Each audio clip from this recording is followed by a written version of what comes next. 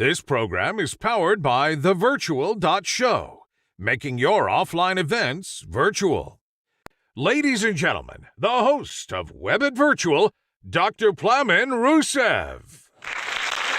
Hello, and welcome, wonderful WEBIT community, to WEBIT Virtual's week on CyberTech. It's the most important topic of this week. We talk about cybersecurity, and we talk about how we can improve that and to make sure that we, the humans, live a better, more secure and protected life.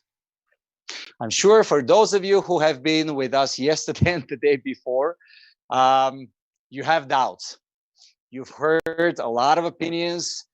Yesterday, you've heard the person who economists calls the cybersecurity guru saying, we are all being traced anyway. So why would you expect that one more app that was about the contact tracing would be such a big issue if you already have 100 more tracing you every single place you'd go, every single thing you do? He went further. He said, Google knows who you sleep with. Thanks God I'm monogamous and everyone knows that. So it's not only Google in that particular aspect. But going for the real threats, I would say COVID is escalating a lot the threats that we see in cyber world, and tens of organizations, including WHO and others, have been warning that we see 5 to 10-fold increase in the cybersecurity threats, and that's very serious. On the top of that, 70% already of the companies plan to increase their infrastructure and investment in cybersecurity solutions.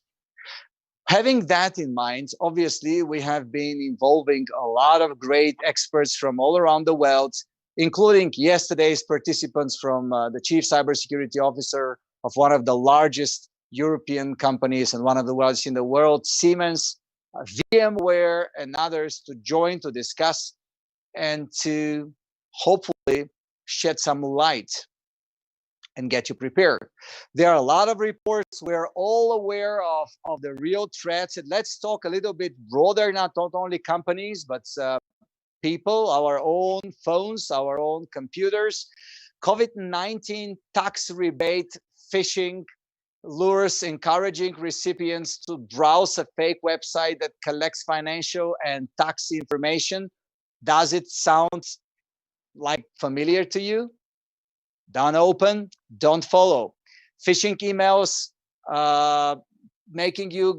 coming from different governmental agencies, ministries of health, World Health Organization, directing to some specific measures. They have again embedded malware. Just be careful. Multiple phishing emails luring targets to fake copies of Center of Disease in US and all type of centers for control of disease around Europe and rest of the world that are collecting your information and asking you to fill in credentials. Don't do it.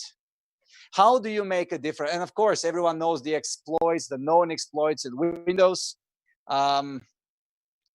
All this together is making the digital world kind of unsecure world for people who are not prepared.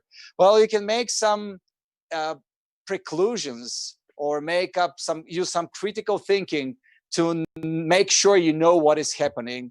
If there is poor grammar or punctuation and spelling, or design and quality of the email isn't like the one you expect from the tax department, or which one if you received and you know it's not.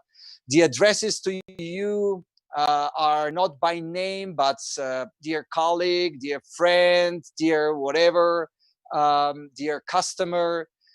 If there is some threat or false sense of urgency, always be cautious. Directly solicit personal or financial information. Never do this. No banks, anyone is asking you this, to do it like this. So that's the critical part of thinking you might give. But I will be having here special guests today in the studio who will shed more light towards all these challenges and talking a little bit deeper about the general threat of privacy and security we're facing and particularly experiencing due to COVID-19. And I have no more patience to present you our special guests. Let's start with the first one. Monica Melton is an assistant editor innovation at Forbes, covering cybersecurity and venture capital. She has covered politics at Politico, entertainment for Time Out New York, but her most fascinating beat has been covering the intersection of technology, finance, and entrepreneurship. Monica, hello. Such a pleasure to have you with us. Likewise. Thank you, Dr. Russev. I'm well. Greetings from New York. Greetings to New York from rainy Bulgaria. It's also a rainy day here. Look at that. You see, people often forget that we are all exposed to similar conditions and threats. Everyone feels different, everyone feels special, but actually this COVID crisis shows us that we all, the humankind, have to deal with one and the same challenges, isn't it? Yeah, absolutely. That's very on theme for cybersecurity, as that's something that across the board we'll all be dealing with. So there's that equalizer in all of this for sure. Yesterday, I've been discussing with our guests in the studio and shared something which I'm not sure how will resonate with you, but also with all other three guests in the studio today from different media. You're currently representing Forbes, but you've been working for such great media, and you represent the voice that comes as emanation of a lot of research, a lot of distinguishing between fake news and real news. I would be more than grateful to hear more about this. But what I said is that the new normal hopefully will be the normal, because I personally didn't like the previous normal in which we were killing all the animals we could kill. There were species getting extinct every other day. We were damaging the nature. We were so irresponsible in our lifestyles. Hopefully this threat, of course, we'll be talking about cybersecurity, but in general, the threat that we are going through will give us a new perspective on sustainability, resilience, inclusion, and obviously responsible lifestyle. What do you think, Monica? Absolutely. I think that where we were before is completely unsustainable, and this is definitely demonstrated across different facets of life, like you said, in terms of environmental inequality, especially even along the digital divide. We're even seeing just the areas of inequality and unsustainability that this crisis has created. But I do think it is an opportunity for a new but better normal, right? We don't want to go back to what we had before, but hopefully something more evolved and better. Thank you so much, Monica. With your permission, I will introduce our next participants, and then we start our exciting discussion, all of us together. Here is the next guest of today's studio. Rob Pegoraro is a columnist at USA Today and a contributing writer at Yahoo Tech Finance. He writes about computers, gadgets, telecom, social media, apps, and other things that beep or blink. He has met most of the founders of the internet and once even received an email reply from Steve Jobs. Welcome back, Rob. Hello. Hello. It's always good to see someone that you haven't seen for like 24 hours. 24, 23, give or take. Thank you for joining us back to the studio. Yesterday, you were making your invaluable contribution to our discussion in this part of the Thought Leadership Summit. Today, in your role as a media representative and moderator, today you will be in your role as answering my questions. And happy to help. I look forward to hear your thoughts and ideas and vision, and of course, the researches that you as a journalist has been doing in the area that you cover for quite some time already. Thank you for joining. Let me introduce our next participant in the studio. Luca Zorloni is a business and internet editor at Wired Italia, covering China, telcos, privacy, and Italian economy topics. He was the former business editor at Il Giorno, an Italian daily newspaper, and a contributor for Forbes Italia and Business Insider Italia. Hello, hello. How are you, Luca? Hi, hello. Greetings from Milan, Italy. Greetings to Milan, Italy. Buongiorno. No, actually, it's not buongiorno now. No, it's buonasera. Buonasera. Buonasera, Milan. Buonasera, Italy. Buonasera, Luca. Grazie mille for joining, and look forward to hear your thoughts, your ideas. You are in a city that's the hearts and souls of a lot of Europeans were with for a long time at the very beginning of this terrible crisis. We've been hosting Professor Ciccone, who is the current president of the Emergency Care Association, European Association, and also the person who most probably has seen and treated the majority of or a lot of the sick people in Lombardy in the hospital, which he's head of the emergency. So I look forward to hear now your point of view on CyberTech, on the threats, and hopefully we will be giving some great deal of advice, because we're not here to stop attacks. We're here to prevent people from getting caught by them. For sure. So thank you for joining. Thank you. Thank you very much. And our last member of the panel today.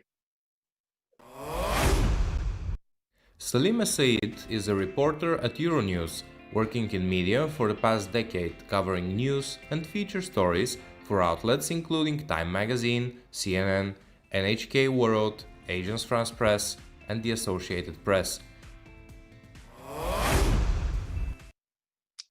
Salam alaikum. How are you, Salim? Alaikum salam. I'm doing well. Thank you for having me. Eid Mubarak. And hopefully we will hear from you some great news from Middle East.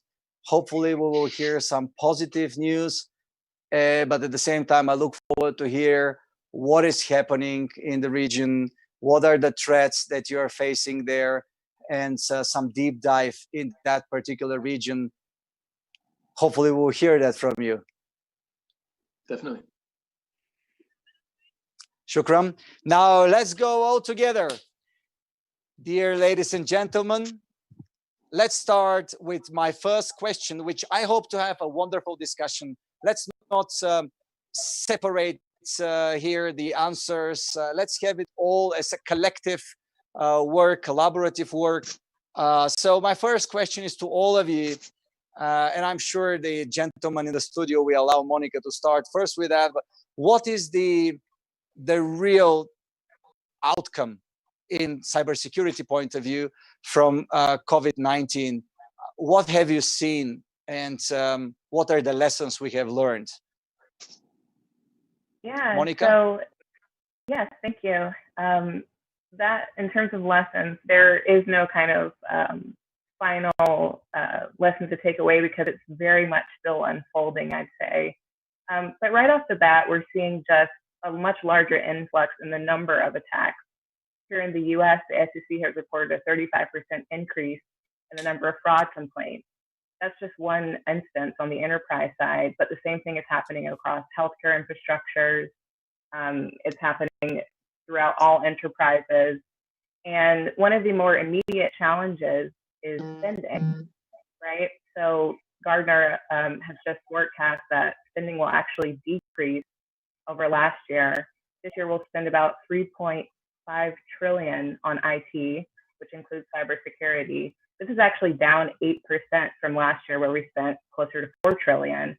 It doesn't seem like a large amount, but if you think about the higher influx of threats and these very COVID-specific threats in terms of, some of the ones that you've already mentioned, but stimulus scams.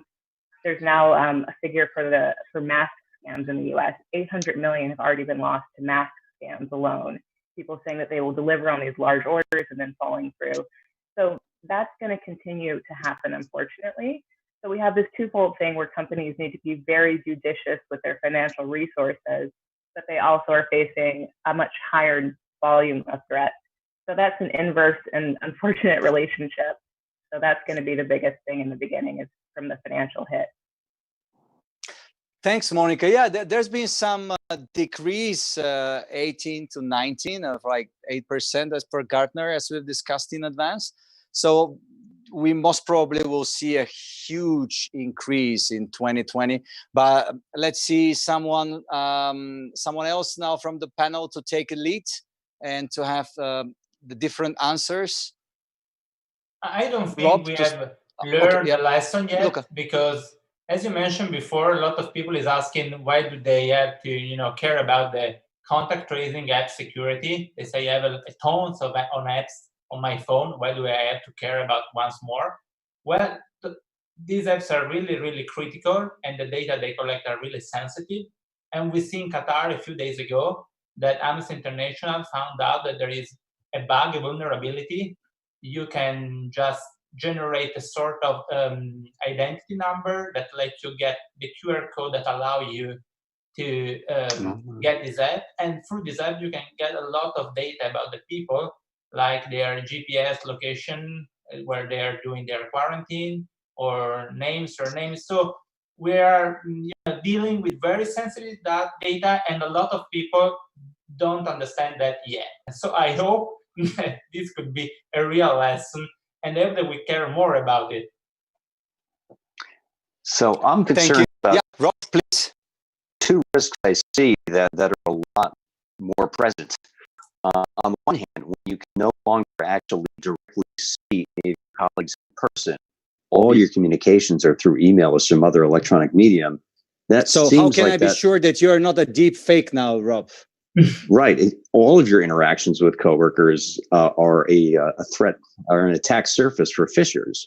So I'm going to be watching to see if there's more spear phishing to try to get people to think it really is your CEO or your InfoSec guy, whoever, telling you to do this or to do that to install this program.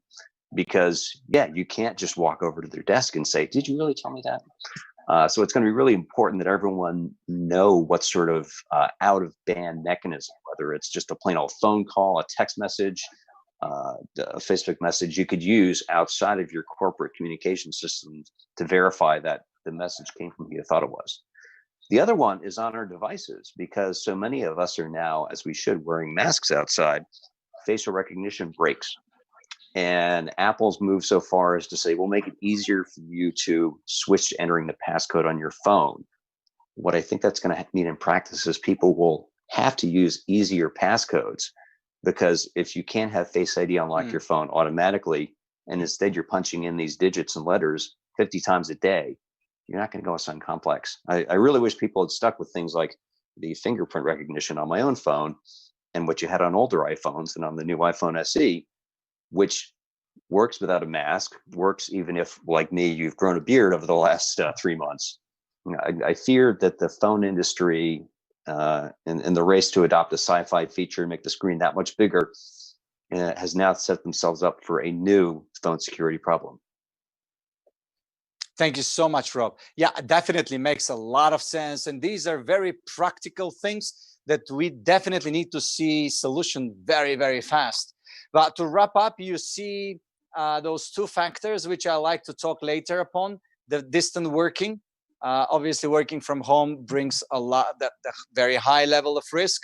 And then we would need to go for a different type of authentication in front of our own phones, but also in general. All right. And Salim, what is your take on that? Yeah, I think this current situation has really highlighted our dependency online. Like we knew that before, millennials were using the internet more, and we knew that the dependency was increasing, but it seems like during the COVID-19 lockdown, that more people that were depending on to do everything online, from personal to financial matters. And it kind of highlighted tomorrow's problem, something that we thought was tomorrow's problem today. And it's making people question their daily activities, how much information they're personally revealing online. And I think it's a perfect time to address this early on rather than later, how we look at our daily functions. Definitely here in the Middle East, this is something that has been addressed. In our work environments, as Rob said, working remotely, even though many people do work remotely around the world, but I think a much larger majority has all of a sudden. So we're rethinking, what are secure practices and systems that we can use to communicate with one another, to communicate effectively, and to operate safely, during this lockdown. Thank you so much, Salim. Now, for all of you, you are all journalists with your own impact and audiences, etc. How do you cover these days the threats related to COVID and in general?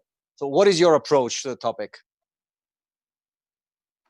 Monica, to start with you. Sure. I think in terms of a news coverage standpoint, because there's kind of rapid fire attacks every day, we're learning about an even bigger one that had a much larger price ticket. I'm thinking of Fresenius healthcare system. It's one of the biggest systems in Europe for hospitals, but even here, I think that it's just kind of encompassing and recognizing patterns and trends. And we're hearing about all of these new threats in the headlines. And also the kinds of attacks are changing, right? They're growing far more sophisticated. There's now one called, snake ransomware with this encryption that's relatively hard to crack, but it's just becoming over a much larger surface. So I think when we start to kind of piece these things together, we can sort of recognize what's happening on that front. And scams are now happening in places that we hadn't previously thought to look, right? So, just as much as this has been a very harrowing experience for our healthcare systems, financial systems, all enterprises, people are also seeing opportunities in this, which is a very, kind of disturbing thing, but it's definitely an opportunity for some, right? So the same people, the same bad actors who had existed before, I think are emboldened because of it being a much more desperate situation. So I think being sensitive to some of those sort of factors in covering and reporting on this topic are important. Thank you so much, Monica. Rob? I was going to say, talking about things we've seen before, in some ways, the pandemic and all the things we've had to do to deal with it have exposed problems that have always been around. I think I mentioned this yesterday. One of the things security experts say all the time, and which people don't do, is install their security patches when they come out, not when you feel like it or when you think you trust Apple or Microsoft or Google. There was a school district outside Washington, D.C., which had skipped the last 8 or 9 updates to their Blackboard software, and lots of bad things happened. They had people jumping into online classrooms, throwing around anti-Semitic insults, and they had a bunch of other things they did wrong. And yeah, these are mistakes that were made pre-pandemic, but now you have a very bright and hot spotlight being shown on them. And the stress points in our existing communications infrastructure and our security practices, it's much easier to cause things to fracture. But does media really cover that threats, Luca? Yes, we cover here in Italy. The impact of coronavirus is very high, so we suffer a lot, and we had to find a way to cover it and to make people also aware of the risks that are the online risks. So, for example, in Wire, we try to cover a lot the cyber threats that are increasing during the pandemic. Consider that according to a research laboratory here in Italy that is called Fondazione Bruno Kessler, they saw a big increase in fake news related to coronavirus during the first days of the pandemic. So when people are more vulnerable, the increase of fake news and also related to bad links, to phishing and to other cyber threats, increasing a lot. So bad actors try to to get advantage on the moment, the real moment when people feel real vulnerable.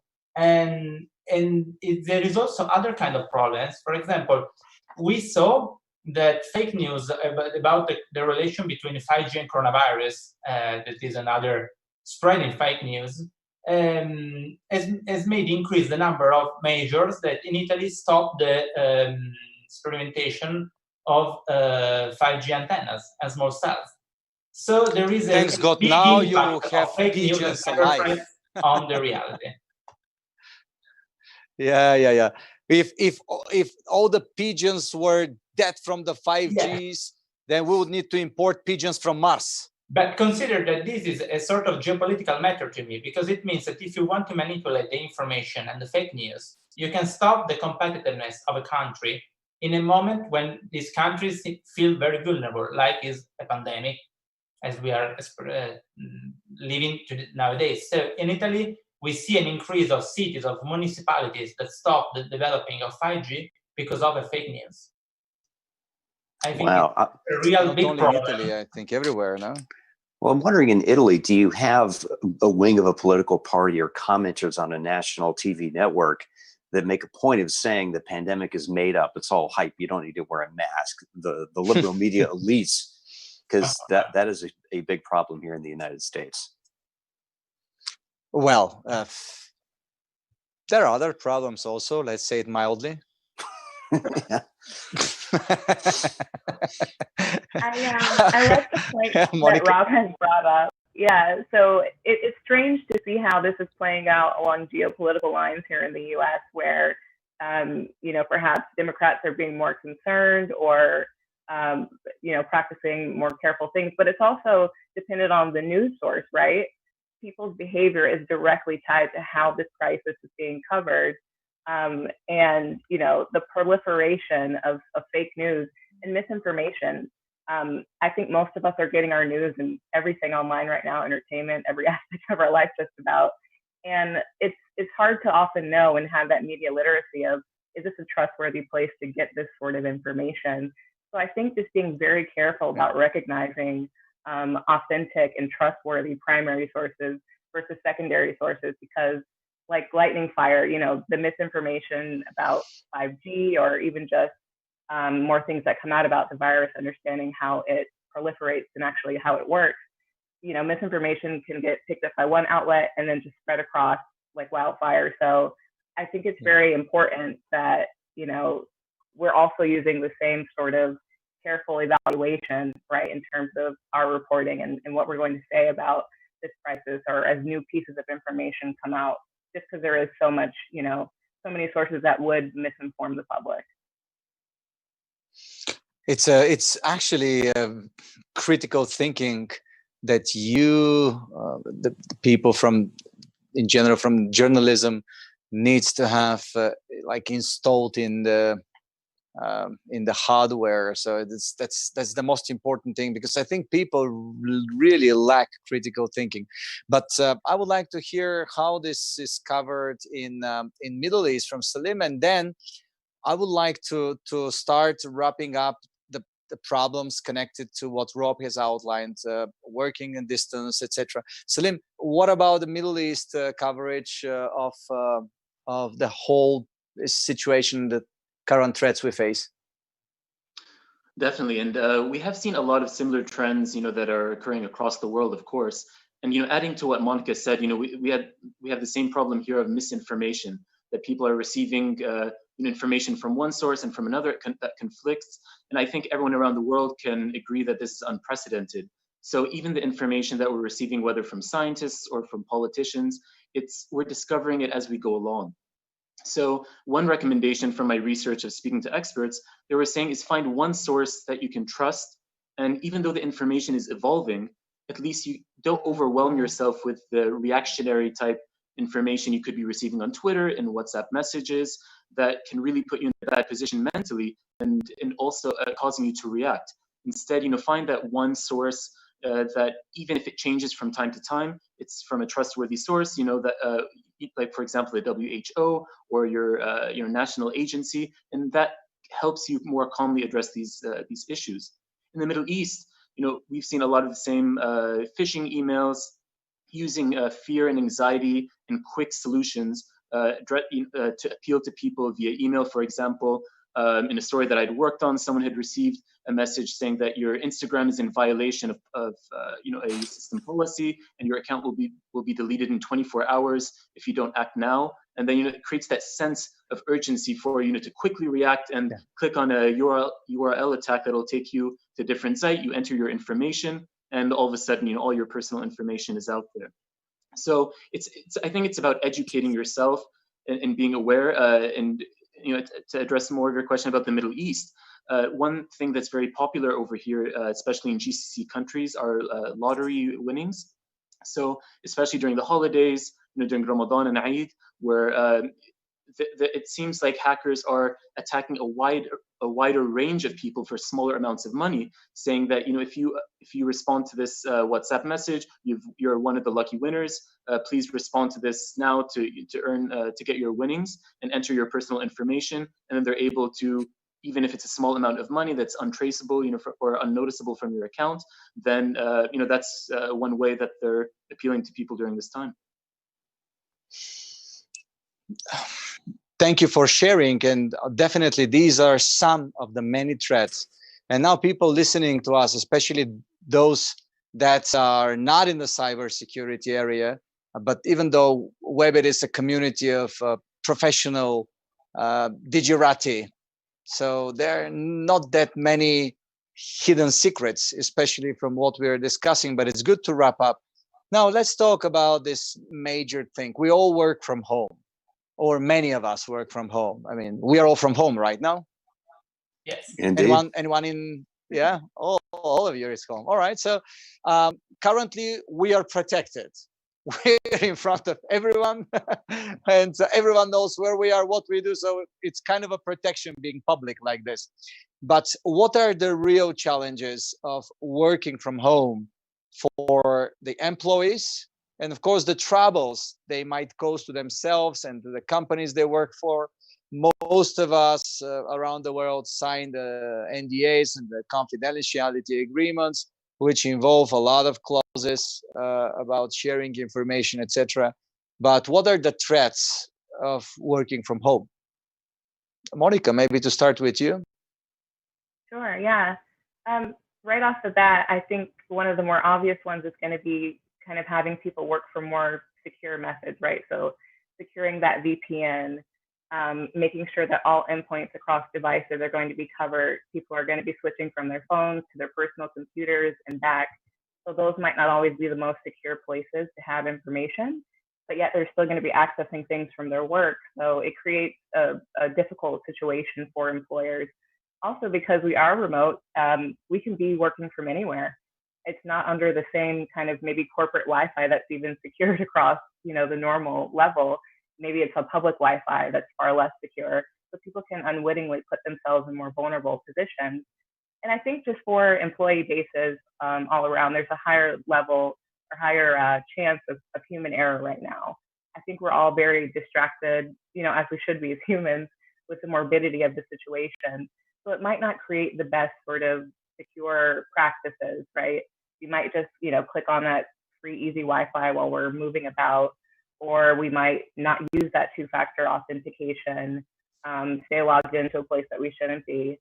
And I think that, things like Zoom bombing, for example, just getting that encrypted or private video session, it's just a little extra step that I think people should do to cover themselves, but also the larger scheme of, okay, we're accessing work things from home now.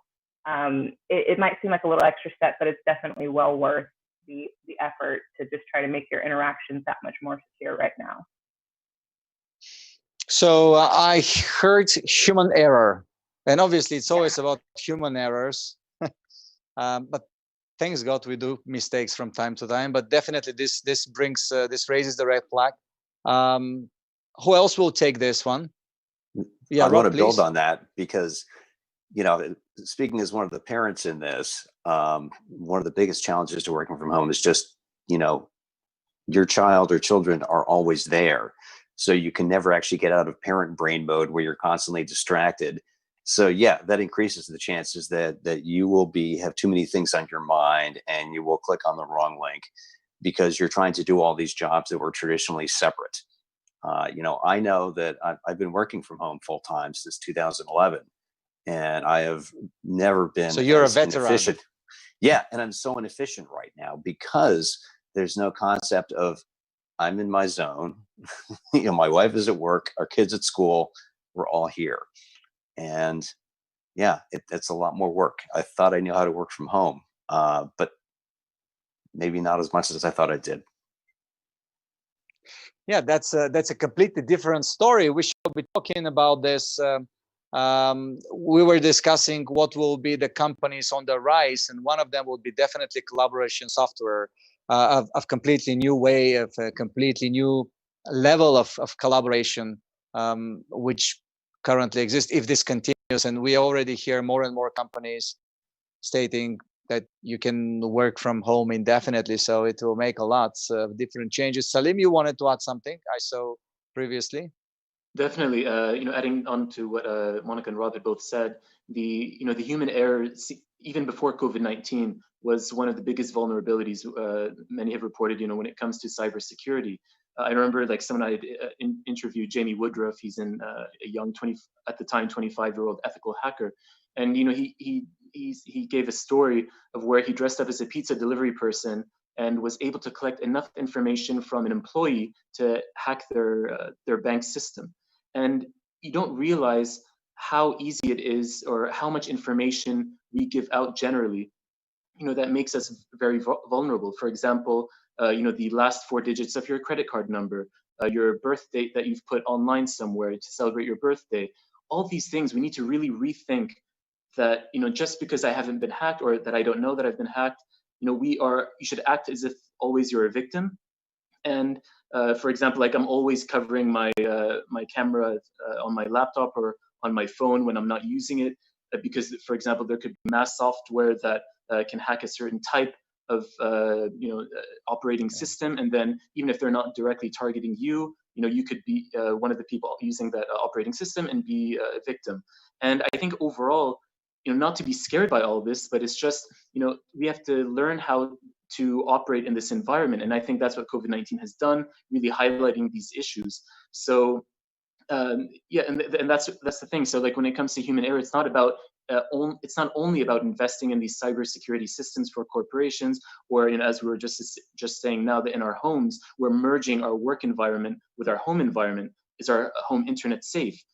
Is the computer that we're using, or our personal cell phone to do this certain task, safe to use? These are things we didn't have to think as much about before, and I think that's what's happening right now, that we're really trying to figure out what's the right way to act. And it's a discovery process, and it will take time, but it's definitely the right time, if not a little too late, to ask them. Zero trust. I agree with Rob and Salim when they talk about this big contamination between private life and work life, because many of us were probably forced to do this sort of homework. They don't have a specific device to do their job. So this lack of attention could be very dangerous. Absolutely.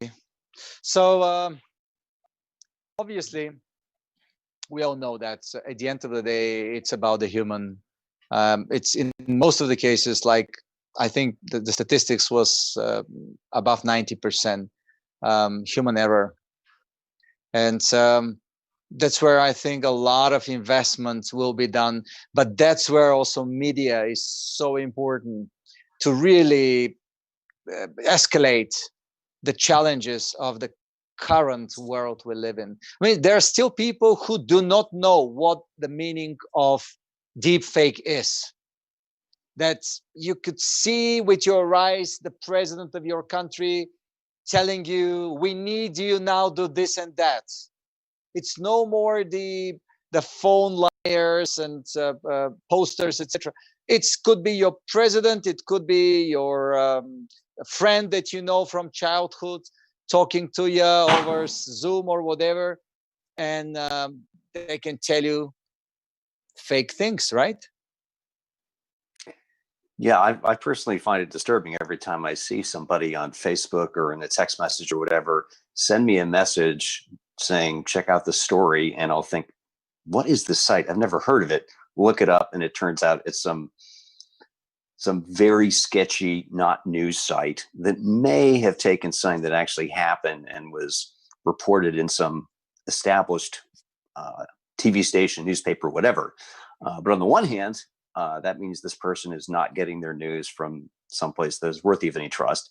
On the other hand, my industry, that's just another hit we've taken, as the traffic that should be going to the site that actually did the work and the reporting went somewhere else. So it's a problem coming and going. Definitely, Rob. Well, we have so many questions here. Let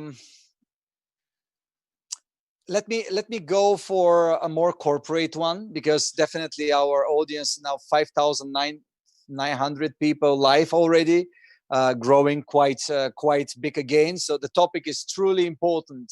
And again, even though our audience is of experts, you always feel like you can learn new things. I would ask you, but not now, but think about it. If you may share the most shocking story you have heard, and you know that it is true, when it comes to any of these practices that we are all exposed to. I would really appreciate if you share these stories, because I believe it's sharing is caring. We should know it. That it's not like no, it doesn't happen to me. It actually happens to everyone. But let's go back. I see now some questions that I would like to hear your takeaway on that. And one is what areas of the budget might a business rebalance to accommodate a potentially higher spend on IT, particularly on CyberTech? Maybe here we can have Rob starting with, and then we move on with the rest of our panelists. Well, I would imagine if you're going to have people working from home for an extended period of time, and if you're going to say that can be your permanent scenario, you're going to save money on real estate. And so there would be some money to be saved. Of course, I'd also like these companies to then kick back some of those savings to their employees. If you work for yourself, you can claim your home office expenses on your taxes in the United States. Can't do that if you're doing that as an employee and your company is sending you home for the duration. But yeah, obviously, if we're looking at a more decentralized workforce that does not involve having lots of people going to the same corporate campus or skyscraper, real estate is not cheap. So there's money you could be putting into your IT and cybersecurity budget. Great. Yeah, I think that makes a lot of sense. Monica, could you give us examples from your practice that offer solutions to all problems that we just pointed out? Sure. Yeah. In terms of reallocating budgets, one of the more kind of obvious ones might be any lines of business that imbibe a high human touch point. Right now, that's going to be kind of at a standstill. Anything where there's a live event, those typically can bring in a lot of revenue for companies. But now those are having to move online. But you can usually do so at a much lower cost. That's what I've been hearing from a couple of companies. And also places, in the budget for travel expenses, right? We're conducting this over this virtual forum, but you've saved on airfare, you've saved on what you would normally allocate in that budget. This is going to look a little bit different for each company, if they're B2B, B2C, what their actual product or service is.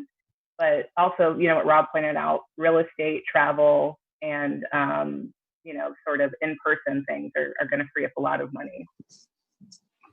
Thank you so much, Monica. If we go from corporate to government, I have a question for you, Luca. Do you think that the state of surveillance is becoming a wordum? Do you think that this is something that we should be kind of careful? I think we should, because I read, I think 2 days ago, that the municipality of Hangzhou in China is deciding to make its contact tracing app a permanent tracking health app. So every day there is something that will track you. So, or moving a little bit near to me in France, French government is planning to implement some artificial intelligence tools into the underground to check whether passengers are wearing face masks or not. So the problem is, if you let these watchdogs come in once, could you then let them stay there together forever and ever? And so where do we put put the limit? And I think that this is a challenge for democratic states, because and they should find a balance and counterbalance between the solution. Because for sure technology is very useful in this fighting the COVID-19 and all these threats that are coming from the pandemic, but we have to write down where is the limit, when the limit comes out, and decide when we stop, because otherwise I think that we are building easily a surveillance state. Are media prepared to fight for these rights and for what you just said? What do you think? I think so. I don't know if every media is prepared, but I hope so. Well, Wired is tech media. It's easy to say. Well, Wired, yes. In Wired, we are ready, but yeah. I hope that we are. If I look at the Italian, scenario, I think that we have to push him more on issues and topics like privacy and cybersecurity, because they are getting more and more important to the life of people. So we have to care more about in each media outlet. I can't agree more. And I would be happy to have that discussion in a little bit different angle from Middle East with Salim. Salim, can you please tell me what are the cybersecurity issues that you believe are underestimated in Middle East? And do you feel like you have too much of a surveillance? Because I think Middle East, from my own perspective, has been already building up. For example, in Dubai, when I was first there many years ago, I was surprised there were more cameras than in London. And then I found that and then Dubai became the first to start adopting, I think now there are watchdogs for police service, etc. So does it become the new normal? Yeah, no, that's a good question. I think, and as you said, in the region generally, or in certain countries, I can't see everyone's acting the same way, but people want that from their governments to a certain extent to know, for example, like when COVID-19 became a big issue, or at least when it was recognized, for the first case that happened here in January towards the end of the month, people wanted to see like a genuine reaction from their governments. They wanted to see that they were taking the matter seriously. And I think as everyone here has been discussing, that of course people do want to, they are, when they're fearful, they're willing to give up more personal information, more be more vulnerable in that sense to their governments to get protection. But of course it is a very important thing to know where the fine line is with that. For example, in not just countries in the Middle East, but outside as well, there have been applications where governments have touted as a good thing, where you can identify when there are people near you that have COVID-19 and to stay away from them. That sounds a little troubling to me, because there are so many problems around that. Imagine if an app first of all divulges that type of personal information, and then what kind of fear that's going to put between people, and it's like a new form of discrimination.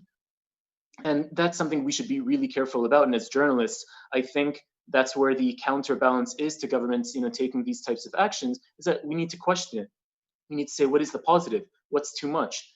And so, yeah, that's what I think. Like, even as governments are, increasing surveillance, to better protect people, there's also that other side, which I think we as journalists address with our actions and our reporting. Absolutely, Salim. And when I was asking Middle East, I was not generalizing, but because you have a better point of view for that region. Obviously, that's everywhere.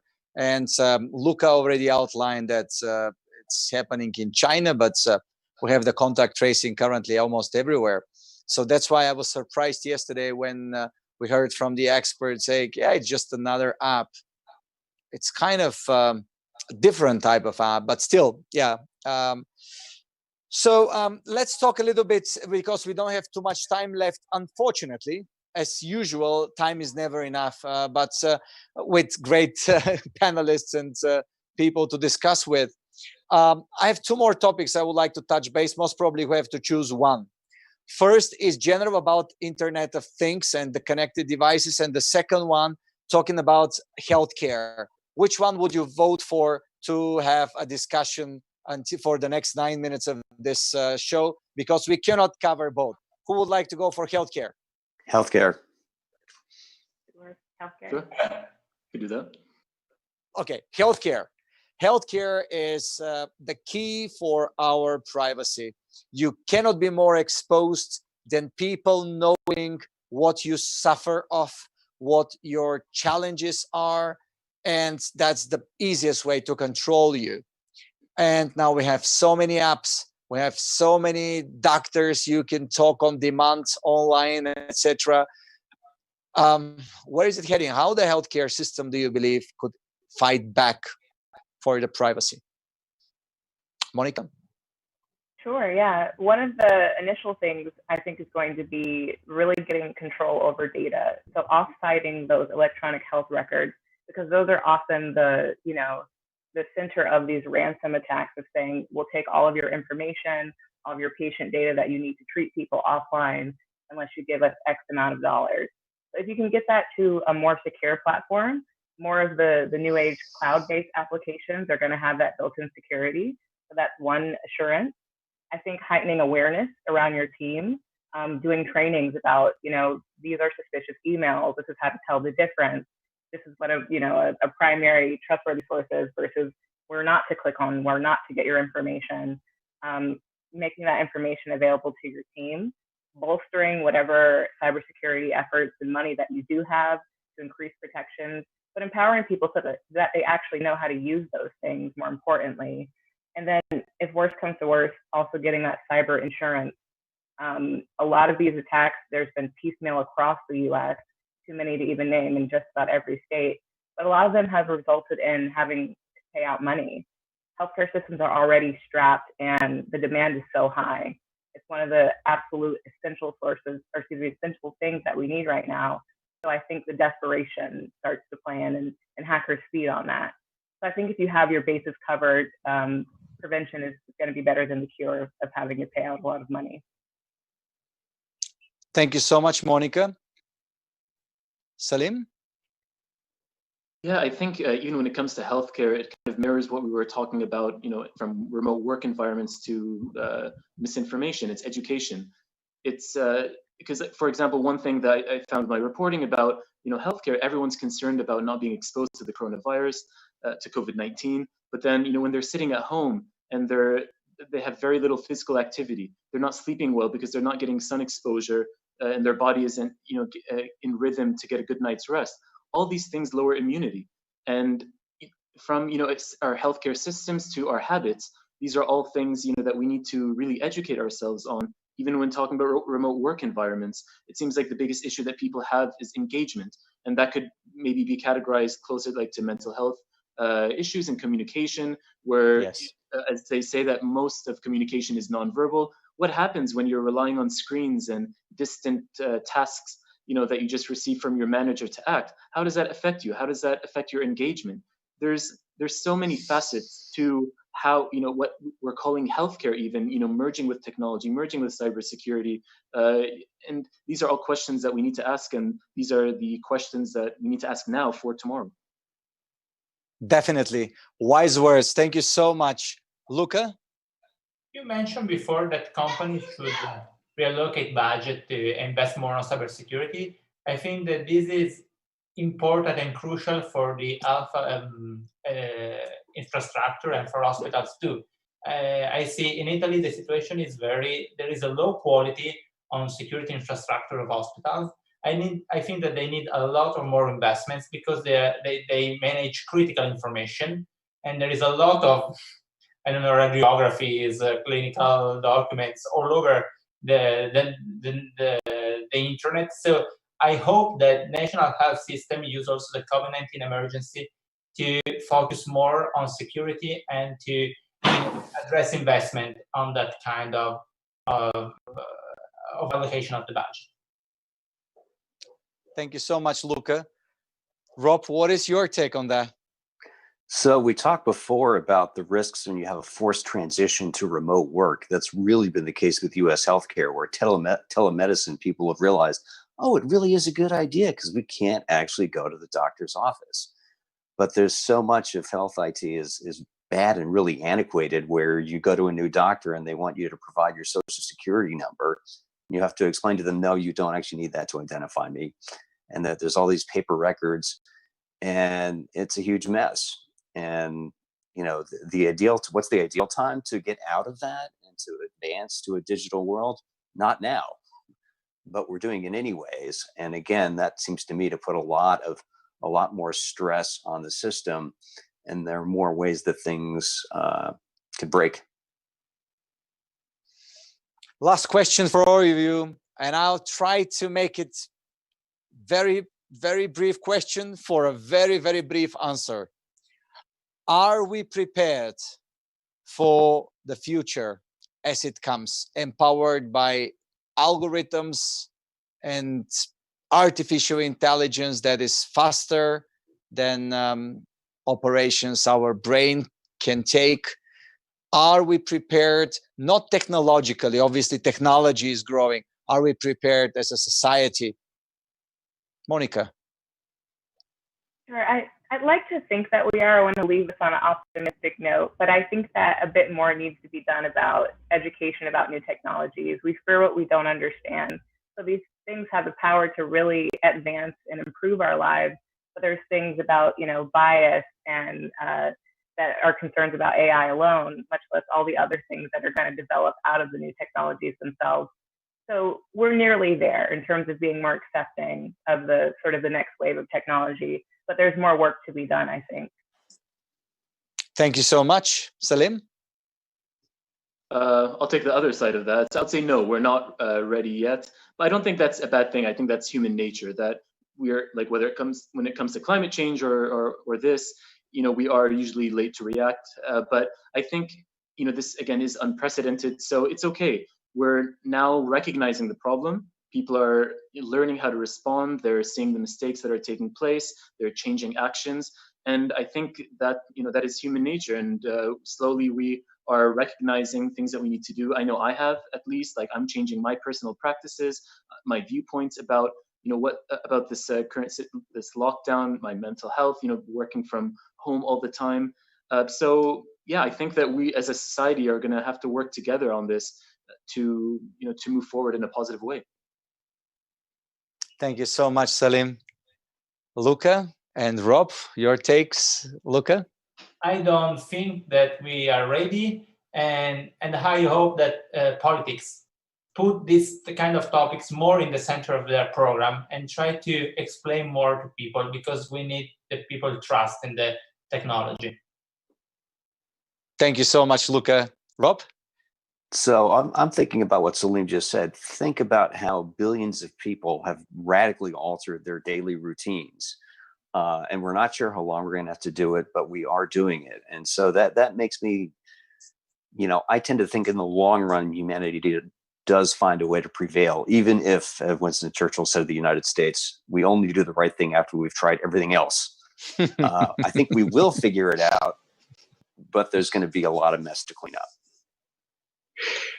Thank you so much for sharing your thoughts and ideas. We feel very privileged to have you with us, part of our WEBIT community and our global family. And I think you all wrapped up one word at the end of this wonderful discussion. And if I can say which this word was, it was education. Education, being educated, being prepared. So this is a wonderful connection to our next week theme. We're talking about the future of work and education. That's the week of future and of work and education. We shall be having the right people to talk to. when it comes to the future of work and education.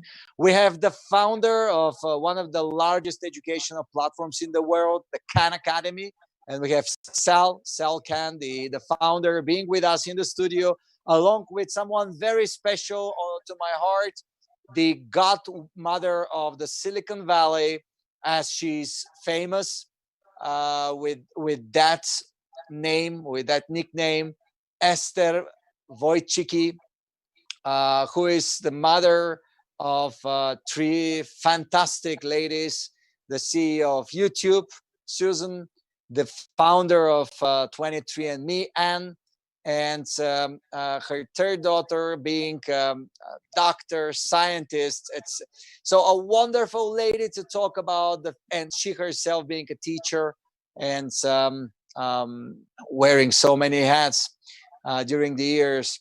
So it will be a fantastic edition of Thought Leadership Summit on the future of work and education. We will be together with a journalist from CNN. And then we continue with the Founders Games, the Investors Demo Day, with some of the best global startups in future of work and education, paving the way ahead. And then again, my favorites, the media, the leading media forum. We'll be having leading journalists from some of the top, again, global media outlets. You'll see them on the screen. All of this happening next week. In the meantime, wishing you a wonderful Friday and hopefully a sunny weekend. Thank you all for being with us. A special thanks to the panelists.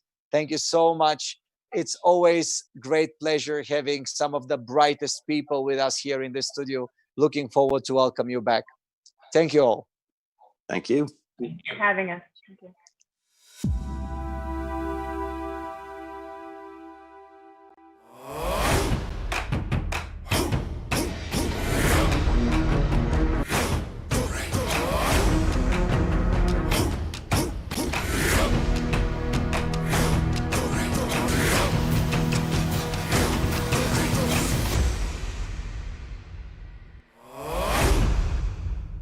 This program is powered by thevirtual.show, making your offline events virtual.